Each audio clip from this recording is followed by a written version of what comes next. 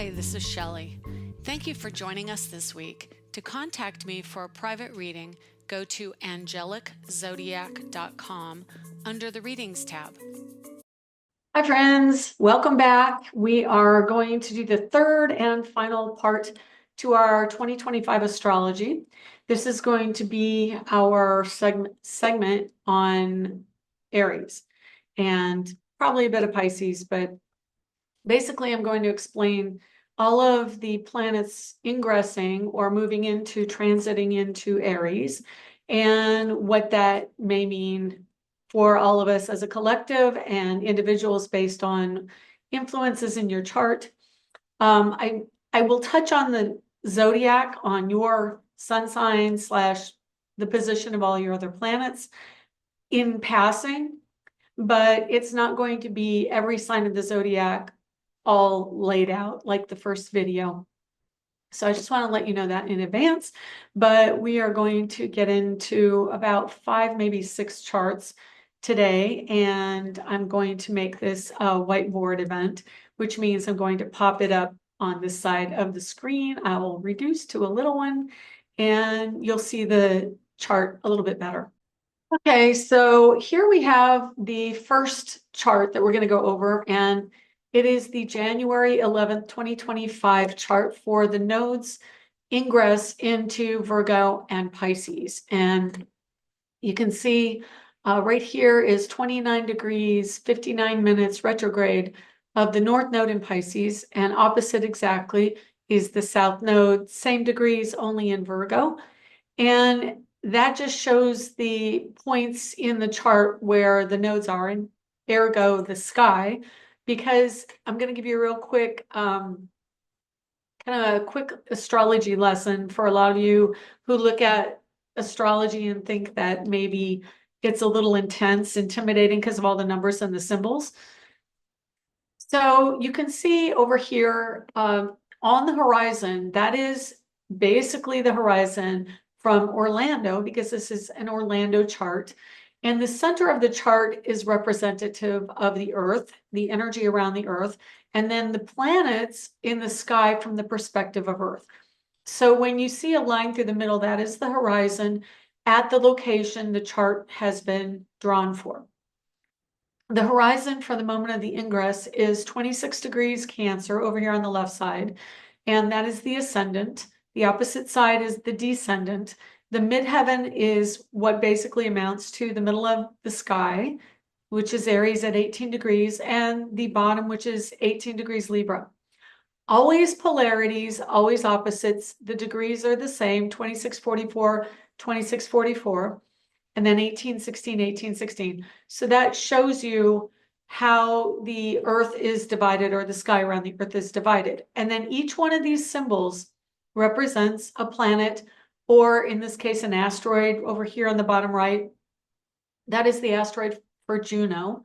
We've got Vesta, we've got Chiron up here at the midheaven. So we are seeing all the areas on the chart that are representative of different planets and lights and asteroids in the sky, and also the part of fortune, which is over here in Aquarius. So real quick, I just want to let you know that for those who are kind of new to astrology and watching this, and it makes it a little bit easier to understand. And then all the lines in the middle are just geometric angles that show where everything crosses and intersects. It shows oppositions, it shows triangles, which are basically the sky divided into thirds. And so it's a really simple, easy way to quickly understand what I'm talking about. Now, at the ingress, this is a really interesting thing here. The ingress shows, like I said, the North Node at 29 degrees, which is all of the nodes of fate movements, both the nodes of fate go retrograde through the zodiac. And so these are just points in the sky. I'm going to explain that a little bit more in depth. So the nodes of fate are the points around the Earth where the moon crosses the sun's orbital path. The moon's orbital path crosses the sun's orbital path and the Earth's orbital path. So if you could just picture the sun with the moon going around the Earth and where it crosses paths in orbit, probably just convoluted it a little bit more, but that's technically what it is. But of course, it happens two sides of the earth, so north and south. Okay, so we've got it at the last degree of Pisces. The very last degree of Pisces is the very last degree of the whole zodiac, starting at 0, Aries, going all the way around. Actually, for your angle, start here and go like that, or that. Opposites and reflections. Not easy to do this. Anyway, I'm going to leave all that in. I'm not going to edit it. So basically, we see the nodes retrograding through the whole zodiac, and that means that it just finished up with 0, Aries and now is going into Pisces. So Pisces on the north node is where we are expanding. So we are expanding the energy of agape love, illusion, fantasy, imagination, etheric connection. So it is a very strong psychic awareness point in the zodiac, and it will be a year and a half of transiting through this energy. So we will have a year and a half to learn more about our psychic side. And the opposite is Virgo. And Virgo is, I just hate leading off with Virgo saying practical, but it is a practical sign, but it is also an educational sign. It rules education and teachers. It rules the acts of service and altruism. It is about awareness and clarity. It is informational, bringing ideas and understanding and clarity down to the earth plane. So that's what makes it practical and pragmatic. It can be critical in its lower energy and very loving and nurturing and helpful in its higher energy. It is the sign of teachers. It is also the sign of people in the military. And so it is a really interesting axis of ingress because we are doing the polarity of higher vibrational understanding and clarity, bringing it into the material world versus the etheric, intangible, the flow, the ethers and what we don't see, spirit energy, the wise one. The two combine and work together in a type of yin yang energy around understanding in the material world and bringing in the awareness of the etheric world. So that is very strong, practical versus not particularly impractical, but much more work versus allowance. So instead of, we're used to the energy with Virgo South Node, it is the past. It is what we are familiar with. Virgo familiarity is we are familiar with making an action, taking an action, and seeing a result and a reflection of that action, cause and effect, where the Pisces energy is going to show us more how we should be moving through flow and not necessarily as caught up in the one-to-one and even Capricornian kind of earthbound. Well, Capricorn, Taurus, and Virgo are the earth signs. So they are very grounded in quote unquote reality, the material world. We come in from the etheric world, which is really spirit. We are spirits having a material experience. So Virgo and the earth signs are all very enmeshed in the earth energy. And Pisces is very enmeshed in etheric energy, or the other side of the veil. They're very connected. So these are the polarities we are coming into in the next year and a half. Really interesting because in this particular chart, we have 26 Cancer on the rising with Mars at 27 Cancer retrograde. Particularly interesting to me because I have a 26-degree Mars in Cancer. So this is my Mars effectively. And it's on the horizon. The rising sign is my Mars. And so it's going to very strongly affect me personally as we go through. And I also have 4 planets in Virgo and Saturn in Pisces, which is where the nodes will be in about a year and a half. So I do look forward to this being very profound year and a half for me personally. Anyone born with early Virgo and then late Virgo. So those born around September 19th, 20th, that kind of thing, are directly feeling the effect of the South Node and the opposition of the North Node. Those who are born right around March 20th, which is my daughter, she's March 21st, she's feeling this nodal shift as well. And then that being said, we also see here in the ninth house, Neptune at 27 Pisces, Saturn in Pisces, Venus in Pisces, Mercury right now is in Capricorn, but will also go into Aries, as we will be discussing, because he ingresses in March, I believe, March 30th, or actually a little bit earlier than that, I take it back. I believe it could be around the 20th, but don't quote me. We'll get to that particular chart here in a minute.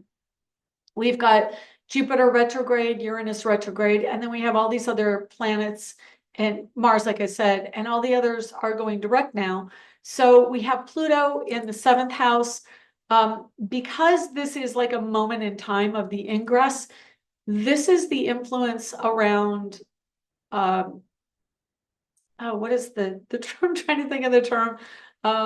Destiny, fate. It is the nodes of fate.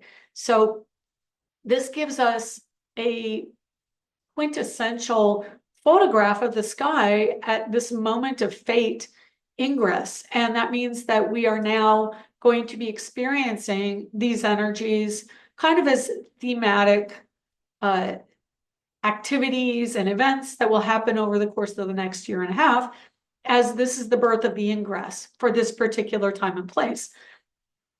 We have Venus at 9 degrees Pisces, Saturn at 15 Pisces, so they are very close. They're in conjunction by orbit in the house of politicians, of mysteries, of finding the deeper truth, getting to the heart of the matter. It is the house ruling a ruler of Pluto.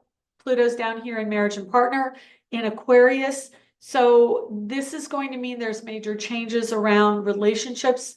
It is just over the cusp of the house cusp for marriage and partnership.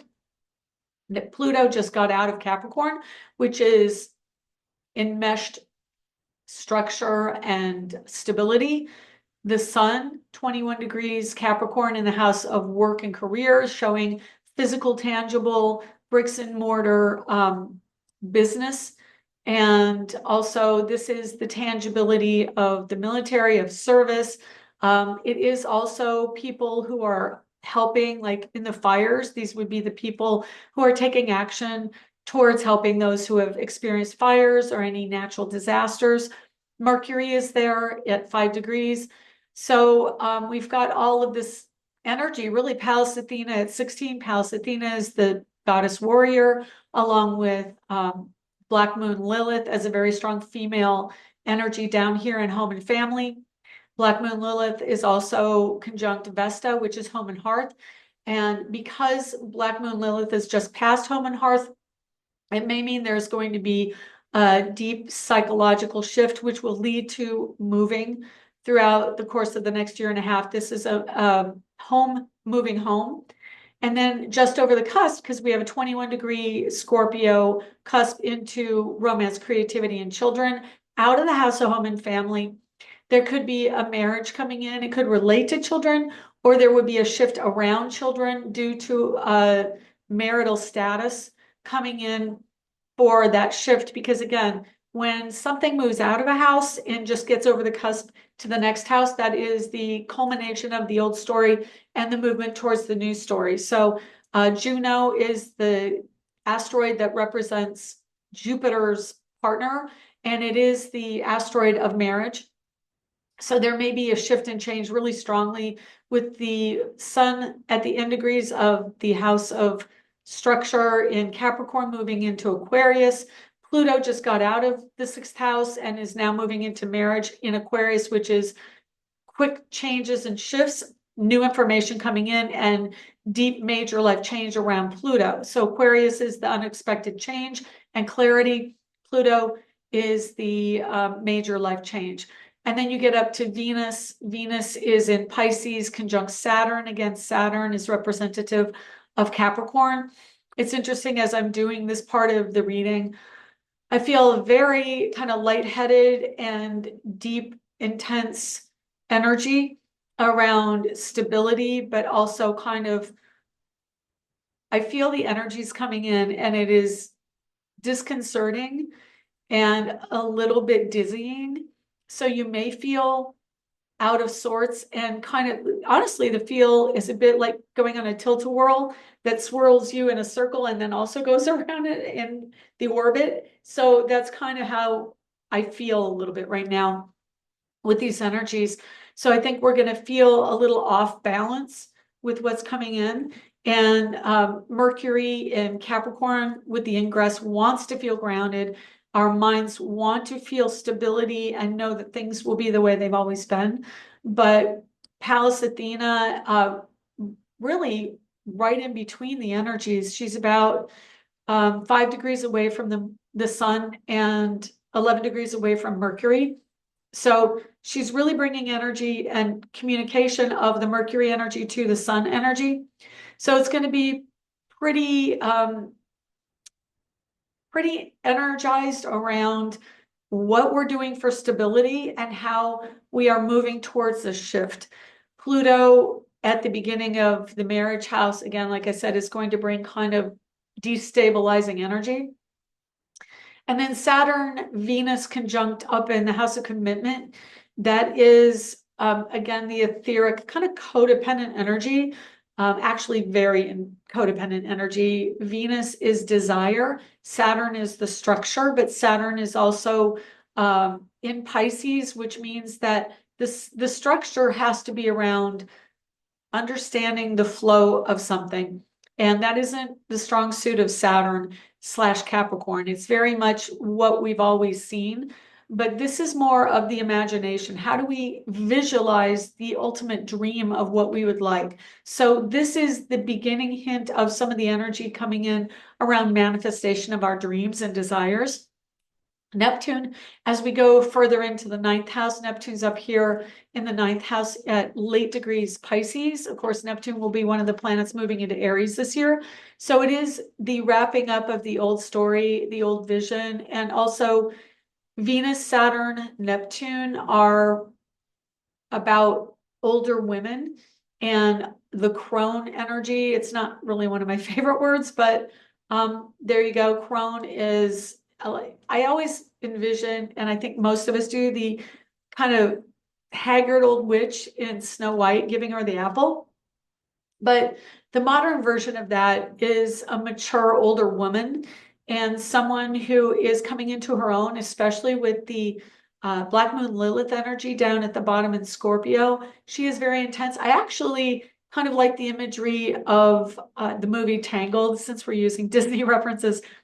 The movie Tangled, and I don't remember the woman's name, but the witch who held Rapunzel in the castle and in the tower, she began as an old aging woman, but then she kind of zapped some of the youthful energy from Rapunzel and became much more youthful and vibrant as an older woman. I mean, she is an older woman, but she's a mother figure, but she is more vibrant in that movie when she has that youthful energy coming in.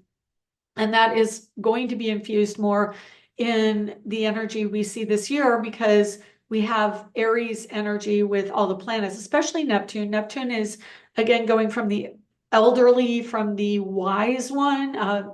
Capricorn is old, and Neptune can be old too and older, but they are wise. And so it's more of a visionary etheric energy. So it isn't necessarily you're turning to dust as much as you are transforming and you are at the end of one reality moving into another. And then the midheaven in this chart, this is going to be a lot longer reading than I anticipated. Probably end up splitting it up just for ease of watching. Chiron is at 19 Aries midheaven.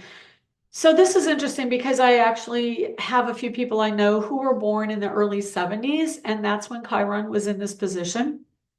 And so those who are born in the early 70s, which will make them a little over 50 years old, 50 or 52, 53, they're coming into a point of recognition in society with Chiron at the midheaven for this profound energy. So for the next couple of years, we're going to see people who have just turned 50 really coming into a position of authority, but also showing us the wounding of that time. And as someone who was born earlier than that, I was in my first decade, just past, like I was around 8 to about 12 in that era, the early mid 70s. So that energy is really resonant in my mind. I remember it was the beginning of the 70s and the quote unquote me decade. So, the 60s were very much civil unrest, but the 70s were about what I'm doing and who I am. And it was the me decade. And that's kind of the energy we're going to have for the year is the me year. And Aries is very much about the initiating energy, what's coming in brand new children, infants. We're probably going to have a bit of a baby boom. It represents sex and intercourse. So, of course, that's going to be a drive for many of us in the next year and a half as these energies settle into Aries. So Chiron is the wounding. Chiron is where we have a wounding from the divine masculine or the masculine energy. All of that Aries drive and impulsivity will come out. And I'm not going to get too much into it with this particular chart because we're going to be going over it and over and over with all the other planets. But Chiron is the wounding. So for the year and a half of this ingress, we will see where the masculine is wounding and wounded. And it will also focus our energy on the drive towards where Capricorn is in the chart, which is military and service. And it's not going to be definitively just war and drive and aggressive male energy. There is a polarity going on because it is about service with Virgo, which I am very grateful for the tempering with the Pisces Virgo axis of the nodes towards what we're getting this year with Chiron and Aries and all the other Aries planets, because Aries is not particularly in a comfortable position to Virgo and Pisces. It's in conjunct with Pisces and quincunx to Virgo, which is 150 in degrees around the zodiac and 30 degrees respectively. Well, actually, Pisces is 30, Virgo is 150. So it is quincunx Virgo in conjunct for the Pisces energy to Chiron. So it's an uncomfortable kind of burr under your saddle to understand and cooperate. They're not really cooperative energies because Virgo wants education, understanding, clarity, pragmatism. Aries is not particularly that. It is impulsivity and drive. And then Pisces wants to embrace the collective and understand the lesson of the process, where Aries is initiating. It's a cardinal energy. It wants to jump in and just go. That's why it is the sign of act before you think. So Virgo is very much think before you act, and maybe get immersed too much in the thinking process and the worry process. So there will be the energy of worry with the outcome of what the actions are coming into. Let's see, we have the energy of friendship and collective money from career. Uranus in Taurus retrograde, so it is about going back over what we have learned in finances, in money, and Bitcoin. Jupiter in Gemini, mid-range, it's at 12 degrees, which is the second decan, which would be Libra. The Libra decan, so it's Gemini, Libra, Jupiter, which is Gemini thinking, ideas in the 11th house, which is the Aquarius house of air. So that is the collective community, how we can find new ways and inventive ways of dealing with the collective situations, circumstances around society. And then the Libra decan, Jupiter at 12 degrees, so it's 10 to 20 degrees of Gemini. That is about you and me together finding something that we can collaborate on. And then, of course, Jupiter is travel, It is expansion, mind, higher education. So Jupiter in Gemini is very much about education on a broader scale, but as well as elementary education, which is Jupiter. It is localized travel of Gemini and expansive travel, connection to people of other countries. So coming together and finding ways to solve community problems by using things we're getting from other collective sources, foreigners, etc. Immigration is going to be a big bugaboo or talking point because Gemini wants to talk about it, and Jupiter is about immigration and foreigners, foreign culture. Moon at 26 Gemini in the 12th. This is about our desire and the outcome. Gemini, again, in the 12th house, not really comfortable. Gemini is a communicator, an idea person up in the head, air energy. Moon is water energy, and the 12th house is water energy. So it answers to Piscean influence or Neptune in Pisces, and then Aries. So it is a lot of hidden agendas, things going on behind the scenes with action being taken out in the open, and Mars retrograde, meaning we are in the first house of Mars in this chart in Cancer. So it is home front, and retrograde means we're going back over what we truly want and desire from our identity, and then the collective subconscious, which is when Mars goes further back in to 26 and beyond before it goes direct this year. Mars is a very strong energy of drive and quintessentially a Martian year this year, so masculine energy, but even females trying to understand their own power in the divine masculine. So we all have both divine feminine, divine masculine. And Mars starting the year out in Cancer, and then also in the first house of this ingress early in the year, is going to be really strong, intuitive, feminine drive, but also how it's expressed out in the material world, because it's in the first house, showing what we want to express through the collective connection in America anyway. Also, this is because the connection to England is Capricornian. When America was formed, there was the pulling apart and the polarity of England and monarchy versus America, republic. So we're going to have, again, the polarity, which will be played out in England and America again, and then any other cross-representative countries in Aries at the midheaven, and Libra at the IC, which is the bottom part, the hidden home and family cusp of the zodiac. I'm going to pause here because I don't want to, I'm getting a little lightheaded, and I've said a lot about what we have from the ingress, and I don't want to just, I've talked about almost everything in this chart. I don't want to bog down this whole video with just this ingress. So it'll probably be released as an individual video because I think I've recorded quite a bit. So I don't want to make the Aries video too long. So I guess we're going to make it in parts because I can't stop channeling information once I start. So anyway, we'll stop here and we'll make it multiple parts. Hopefully I can get the rest of it done in one, maybe two videos. A lot to talk about, and I do tend to channel a lot when I start talking about astrology. So that's all for now, and we'll see you again in the next parts. To purchase my ebook, Learn Astrology, you can find it at angeliczodiac.com.